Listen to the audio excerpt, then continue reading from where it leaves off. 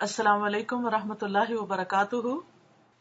Islamic تعارف صفحہ number 133.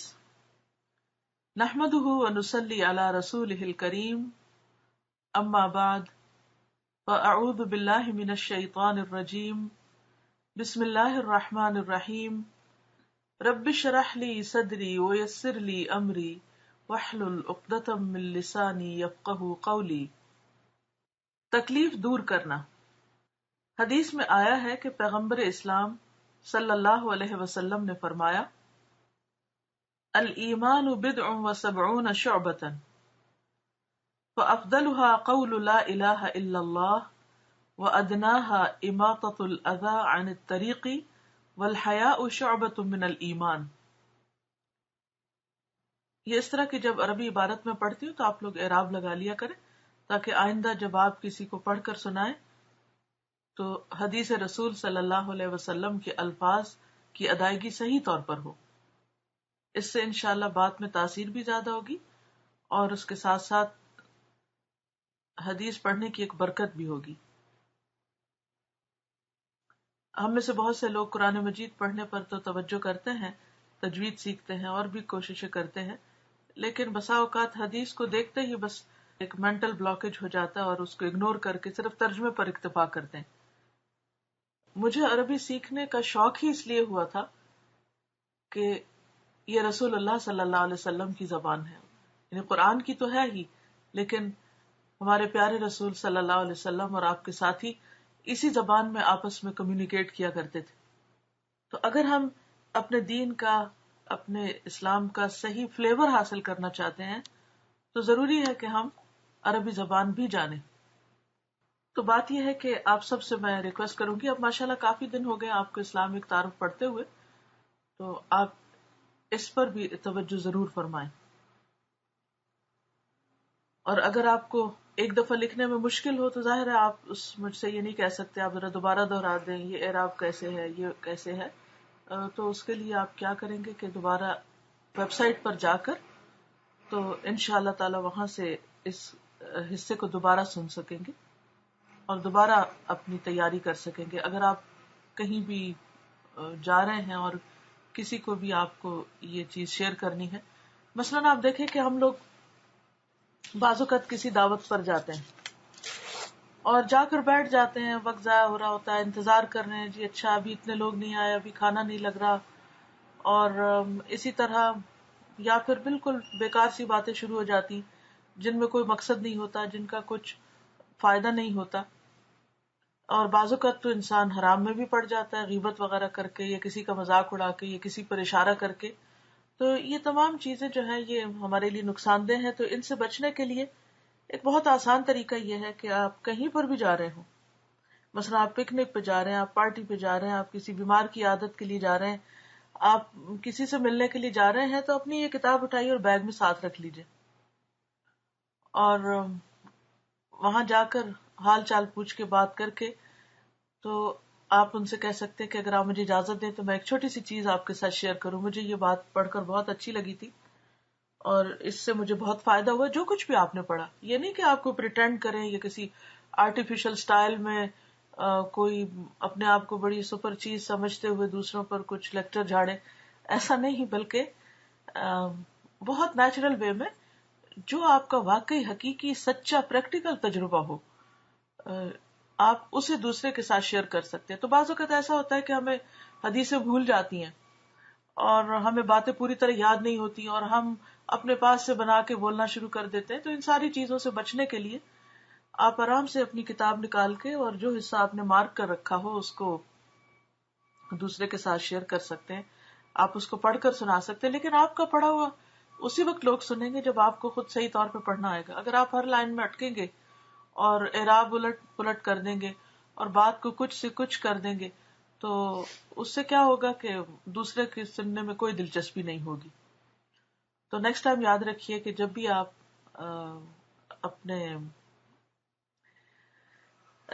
اپنے کسی دوست رشتے دار کے ہاں جائیں گے، کسی بھی دعوت پارٹی میں، کسی بھی ملاقات میں، تو اپنی یہ کتاب ساتھ لے کر جائیں گے، ٹھیک ہے؟ اور پھر اس میں سے کوئی چیز حسب موقع شیئر کریں گے. ہاں ایسی چیز شیئر کرنے سے پرہیز کیجیے جو ڈائریکٹ دوسرے پہ چوٹ پڑتی ہو. بعض اوقات ایسا ہوتا ہے کہ ہمیں کسی سے کوئی شکایت ہوتی ہے اور دوسرا شخص کوئی بہت ہی غلط کام کر رہا ہوتا ہے. اب جب ہم کتاب پڑھ رہے ہوتے ہیں یا سن رہے ہوتے ہیں تو ہم سوچتے ہیں واہ یہ بات تو فلاں کو سنانے کی ہے، فلاں ایسا ہے. اس وقت ہم اپنا جائزہ لینے کے بجائے اوروں کی طرف دھیان کر لیتے ہیں کہ جناب فلاں ایسا ہے اور فلاں ویسا ہے، اس کو تو میں یہ ضرور سنا کے چھوڑوں گی اور اس کے ذریعے اس کی اصلاح کروں گی. ایسی چیز اگر ہماری نیت ہوگی کہ کسی کو لیٹ ڈاؤن کرنا ہے یا اس کو چوٹ لگانی ہے تو پھر ہماری تبلیغ کا کوئی اثر نہیں ہوگا. اگر آپ وہ بات کریں کہ جس سے آپ کو فائدہ پہنچا ہو، جتنی زیادہ آپ کی بات میں خوبصورتی ہوگی، اخلاص ہوگا، ہمدردی ہوگی اور کسی قسم کی کوئی نیگیٹیوٹی نہیں ہوگی یا کسی کے خلاف کوئی بری فیلنگ نہیں ہوگی، تو اس سے کیا ہوگا کہ انشاءاللہ تعالی آپ بہتر طور پر دوسرے کو بات سکھا سکیں گے، پہنچا سکیں گے. یعنی ایمان کے 70 سے زیادہ شعبے ہیں. اس کا سب سے افضل شعبہ یہ کہنا ہے کہ اللہ کے سوا کوئی معبود نہیں، اور اس کا ادنا درجہ راستے سے تکلیف کی چیز کو ہٹا دینا ہے. اور حیا بھی ایمان کا ایک شعبہ ہے. مشکات المصابیح والیوم 1 پیج 10. عام طور پر ہم سمجھتے ہیں کہ ایمان ایک بہت اعلی درجے کی چیز ہے اور وہ شاید کوئی الگ چیز ہے ہماری عملی زندگی سے. حالانکہ ایمان لانے کے بعد یعنی اللہ تعالی کو ایک الہ ماننے کے بعد ہم جو بھی کام کرتے ہیں اللہ کی خاطر اخلاص کے ساتھ تو وہ بھی ایمان کا حصہ بن جاتے ہیں. وہ ایمان ہی کے بیج سے پھوٹی ہوئی شاخیں ہیں. تو اس میں آپ دیکھیے کہ سب سے اعلیٰ ترین اس کی شاخ کیا ہے؟ کلمہ توحید. اور اس کا ادنا درجہ راستے سے تکلیف کی چیز کو ہٹانا. تو بات یہ ہے کہ یہ دونوں چیزیں آپس میں انٹر کنیکٹڈ ہیں. جو شخص مومن ہوگا، جو اللہ کو مانتا ہوگا، وہ پھر لوگوں کو تکلیف نہیں دے سکتا، حتیٰ کہ وہ کسی کو تکلیف میں دیکھ بھی نہیں سکتا. اور اگر کہیں کوئی تکلیف دہ چیز نظر آئے اس کو تو وہ فوراً اس کو ہٹانے کی کوشش کرتا ہے. یہ لکھتے ہیں کہ ایمان آدمی کے اندر جو مزاج پیدا کرتا ہے اس کا ایک پہلو یہ ہے کہ ایسے آدمی کے اندر دوسروں کی مدد کا جذبہ پیدا ہو جاتا ہے. یعنی جس شخص کا اللہ کے ساتھ رشتہ یا کنیکشن مضبوط ہوتا ہے قدرتی طور پر وہ بندوں کا خیر خواہ ہو جاتا ہے. وہ اللہ کی مخلوق سے بھی محبت کرنے لگتا ہے کیونکہ وہ اس کے رب کی مخلوق ہے. اس کے خالق نے ہی ان کو بھی پیدا کیا ہے. اس لیے اس کے لیے یہ ناممکن ہو جاتا ہے کہ وہ کسی کو مصیبت میں دیکھے اور وہ اس کی مدد نہ کرے. یہ نہیں ہو سکتا. یہاں تک کہ اگر وہ راستہ میں کوئی پتھر یا کانٹے جیسی چیز دیکھتا ہے تو راستہ سے ہٹائے بغیر اس کو چین نہیں آتا، کیونکہ ایسی حالت میں یہ اندیشہ ہوتا ہے کہ کوئی شخص اس راستے سے گزرے اور اس کو تکلیف پہنچ جائے. زندگی کا ایک طریقہ یہ ہے کہ آدمی صرف اپنے بارے میں سوچے، اس کو صرف اپنے آرام اور تکلیف کی فکر ہو، اس کا اپنا معاملہ درست ہو جائے تو اس کے بعد اس کو کسی اور کی پرواہ باقی نہ رہے. اسے کہتے ہیں نا اپنا الو سیدھا کرنا، کہ بس صرف اپنے کاموں سے غرض ہو، اپنے مفاد سے واسطہ اور باقی کسی کی کوئی فکر نہیں. مگر ایسا انسان حقیقی انسان نہیں. وہ اس انسانی شرافت سے خالی ہے جو فطرت کے اعتبار سے اس سے مطلوب ہے. حقیقی انسان وہ ہے جو دوسروں کی تکلیف پر بھی اسی طرح تڑپے جس طرح وہ اپنی تکلیف پر تڑپتا ہے. وہ دوسروں کی مصیبت کو دور کرنے کے لیے بھی اسی طرح آمادہ رہتا ہو جس طرح وہ اپنی مصیبت کو دور کرنے کے لیے سرگرم ہو جاتا ہے. وہ دوسروں کے معاملے کو اپنا معاملہ سمجھے. وہ دوسروں کو خوش دیکھ کر خوش ہوتا ہو، یعنی کہ وہ جلنے کوڑنے لگے. اور وہ دوسروں کو تکلیف میں دیکھ کر درد مند ہو جائے. انسان اور پتھر میں جو چیز فرق کرتی ہے وہ حساسیت ہے، سینسٹیوٹی، سینسٹیو ہونا. لیکن ہم سب جب یہ لفظ استعمال کرتے ہیں تو صرف اپنے لیے کرتے ہیں. اکثر لوگ کہتے ہیں اصل بات یہ ہے کہ میں بہت سینسٹیو ہوں. اصل سینسٹیو ہونا یہ کہ آپ دوسروں کے لیے سینسٹیو ہو جائیں. جب تک آپ دوسروں کے لیے سینسٹیو نہیں ہوتے تو آپ کا سینسٹیو ہونا جو ہے وہ کوئی زیادہ فائدہ مند نہیں ہے. پتھر بے حس ہوتا ہے اور انسان حساس. انسان اگر حساسیت کھو دے تو اس میں اور پتھر میں کوئی فرق باقی نہیں رہے گا. بلکہ آپ دیکھیے کہ قرآن پاک میں اللہ تعالیٰ فرماتے ہیں سورۃ البقرہ میں ہی پتھروں کے بارے میں. آپ سب نے پڑھ لی الحمدللہ سورۃ البقرہ، اور آپ کو وہ مثال بھی یاد آ رہی ہوگی کہ جو میں اس وقت کوٹ کرنے جا رہی ہوں. بنی اسرائیل کو جب اللہ تعالیٰ نے مختلف طرح کے انعامات دیے اور طرح طرح کی نشانیاں دکھائیں، معجزات دکھائے اور ہر اعتبار سے ان کا خیال رکھا، لیکن پھر بھی وہ مانے نہیں، تو اللہ تعالیٰ فرماتے ہیں ثم قست قلوبکم من بعد ذلک فہی کالحجارۃ او اشد قسوہ. ثم قست قلوبکم، پھر سخت ہو گئے تمہارے دل، من بعد ذلک، اس کے بعد، یعنی یہ ساری نشانیاں دیکھنے کے بعد. کیسے سخت، کیسے سنگ دل، کیسے بے حس؟ فہی کالحجارۃ، پتھر کی طرح، او اشد قسوہ، یا اس سے بھی زیادہ سخت، پتھر سے بھی زیادہ سخت. کیونکہ وَإِنَّ مِنَ الْحِجَارَةِ، بے شک پتھروں میں سے بعض ایسے ہوتے ہیں، لَمَا يَتَفَجَّرُ، البتہ پھوٹ نکلتی ہیں، مِنْهُ الْأَنْهَارُ، اس سے نہریں، یعنی پتھروں سے دریا نکل پڑتے ہیں، چشمے بہہ جاتے ہیں.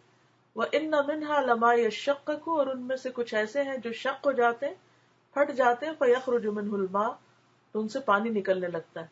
وَإِنَّ مِنْهَا لَمَا يَهْبِطُ مِنْ خَشْيَةِ اللَّهِ، اور بعض ایسے ہیں جو اللہ کے ڈر سے گر پڑتے ہیں، خشوع و خضوع اختیار کر لیتے ہیں. یعنی پتھروں کے اندر بھی اللہ نے اتنی خیر رکھی ہے کہ وہ بھی انسانوں کے فائدے کے ہیں، اور اتنے سالڈ اور مضبوط ہونے کے باوجود ٹوٹ جاتے ہیں، گر پڑتے ہیں، اور جب وہ پھٹتے ہیں تو ان کے اندر سے بے شمار خیر نکلتی ہے. تو بات یہ ہے کہ اگر کوئی انسان انسانیت کے درجے سے گرتا ہے تو پھر وہ جانور تو کیا، پتھروں سے بھی بدتر ہو جاتا ہے. پتھروں کے اندر بھی خیر ہے، پھر اس انسان کے اندر کوئی خیر نہیں رہتی.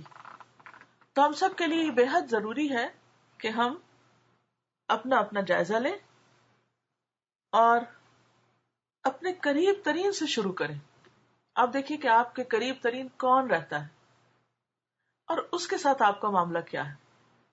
مثلاً اپنے شوہر کے ساتھ آپ کا رویہ کیا ہے، اس کی پریشانی، اس کے دکھ، درد اور تکلیف پر آپ کا حال کیا ہوتا ہے. پھر اسی طرح بہن بھائی ہیں، بچے ہیں، آپ کے بچوں کی محبت تو خیر اللہ نے قدرتی طور پر رکھی ہے، لیکن پھر نیبرز ہیں اور باقی انسان ہیں. کچھ چیزیں تو فطری طور پر ہمارے اندر ہیں، یہ جذبات اور یہ سب اللہ نے ہمارے اندر رکھ دیے ہیں، وہ تو ہیں ہی. لیکن بات یہ ہے کہ ہم ان لوگوں کے بارے میں کیا احساس رکھتے ہیں جن سے ہمارا کوئی رشتہ نہیں، نہ خون کا، نہ دین کا، نہ ایمان کا. ان کے بارے میں ہم کتنا تڑپتے ہیں. مثال کے طور پر آپ دیکھیے کہ جب کسی نان مسلم کے ساتھ آپ کا واسطہ پیش آتا ہے تو اس کے لیے آپ کا دل کتنا دکھتا ہے. کسی نہ کسی طرح، کیونکہ ہم ایسے ممالک میں رہتے ہیں کہ جہاں روزانہ ہمارا واسطہ کسی نہ کسی ایسے شخص سے ضرور ہوتا ہے. اس کو دیکھ کر اور اس کی آخرت کے بارے میں سوچ کر ہمارے دل پہ کیا بیتتی ہے. اگر ہمارا کسی سے معاملہ نہ بھی ہو تو راستے گزرتے ہوئے، کہیں دور کسی کو جاتے ہوئے، اپنی بالکنی سے دیکھتے ہوئے، اپنی کھڑکی سے باہر دیکھتے ہوئے بے شمار اللہ کی مخلوق پر ہماری نظر پڑتی، جن کو نہ اللہ کی پہچان ہے، نہ قرآن کا پتہ ہے، نہ دین کی سمجھ ہے، نہ کسی اور چیز کے بارے میں، نہ اپنی عاقبت، نہ آخرت، نہ انجام، سب سے غافل ہیں وہ. ان کے بارے میں ہمارا دل کتنا تڑپتا ہے. نبی صلی اللہ علیہ وسلم کا ان کے بارے میں کیا حال تھا. کہ لعلک باخع نفسک علی آثارہم ان لم یؤمنوا بہذا الحدیث اسفا، کہ غم کر کر کے لگتا ہے آپ اپنے آپ کو ہلاک کر ڈالیں گے اگر وہ اس بات پر ایمان نہ لائیں۔ امت مسلمہ ہونے کے اعتبار سے ہماری ذمہ داری بنتی ہے یہ کہ ہم ایسے تمام لوگوں کے لیے دکھی ہوں، ان کی فکر کریں، اس کے لیے پلاننگ کریں، سوچیں اور انہیں اس آگ سے بچائیں۔ رات میں سوچ رہی تھی، تھوڑا سا موسم تبدیل ہوا تو بہت گرمی سی لگ رہی تھی اور عجیب سی گھبراہٹ ہو رہی تھی، تو نیند نہیں آ رہی تھی، تو میں سوچ رہی تھی کہ صرف ایک دن ٹیمپریچر تھوڑا سا زیادہ ہوا ہے اور میری یہ کیفیت ہے، تو کہاں یہ کہ جہنم اور جہنم کے شعلے اور آگ اگر مجھے اپنے لیے پسند نہیں تو دوسروں کے لیے میں کیسے بے فکر ہو سکتی؟ ٹھیک ہے ہماری وسعت اور استطاعت زیادہ نہیں، لیکن کم از کم ہمارے دل میں تمام انسانوں کے لیے درد تو ہونا چاہیے۔ وہ انسان ہی کیا کہ جو اپنے ہی جیسے دوسرے انسانوں کے لیے کسی قسم کی بھی تکلیف محسوس نہ کرے، ہاں وہ ان کی دنیاوی تکلیف ہو یا آخرت کی۔ بہت سے لوگوں کی دنیاوی تکلیفوں پر پھر پسیج جاتے ہیں۔ مثال کے طور پر اگر کوئی بھوکا ہے تو کھانا کھلا دیں گے، کسی کے پاس لباس نہیں تو کپڑے کا فکر کریں گے، کسی کے پاس گھر نہیں تو مل جل کے اس کا کوئی چھت کا انتظام کریں گے، کسی کی شادی نہیں ہوئی تو اس موقع پر وہ کچھ سامان اکٹھا کر لیں گے، شادی کرا دیں گے۔ اسی طرح اگر کوئی اور چیریٹی ورک ہے تو اس میں بھی سرگرم ہو جائیں گے، کہیں پر کوئی آفات مصیبتیں آئی ہیں تو اس کے لیے بھی فنڈ ریزنگ کر لیں گے۔ لیکن یہ سب کچھ تو وقتی ہے، بہت تھوڑے دن کے لیے ہے، اصل چیز تو آخرت ہے، وہاں کی ہمیں فکر کیوں نہیں؟ جو لوگ لوگوں کی دنیا کے لیے کچھ کام کرتے ہیں وہ اتنا پراؤڈ فیل کرتے ہیں، ہم نے اتنے ملین فنڈ ریزنگ کی ہے اور اتنا کام کیا اور افریقہ میں اتنا کام کیا اور فلاں ملکوں میں اتنا کام کیا، لیکن یہ سب تو اس ٹیمپریری اور عارضی دنیا کے فائدوں کے لیے ہے۔ میں نہیں کہتی کہ وہ نہیں کرنا چاہیے، وہ بھی کرنا چاہیے، وہ بھی انسانیت کا تقاضا ہے، لیکن اصل بات یہ ہے کہ ہم نے لوگوں کی آخرت کے لیے کیا سوچا ہے، اس کے لیے ہمارے دل میں کتنا درد اور دکھ ہے، اس کے لیے ہم کتنے حساس ہیں۔ ہم سب کو فکر کرنے کی ضرورت ہے، یہی انسانیت کا تقاضا ہے۔ اللہ تعالی ہمیں عمل کی توفیق عطا فرمائے۔ وآخر دعوانا ان الحمد للہ رب العالمین۔ سبحانک اللہم وبحمدک، نشہد ان لا الہ الا انت، نستغفرک ونتوب الیک۔ السلام علیکم ورحمۃ اللہ وبرکاتہ۔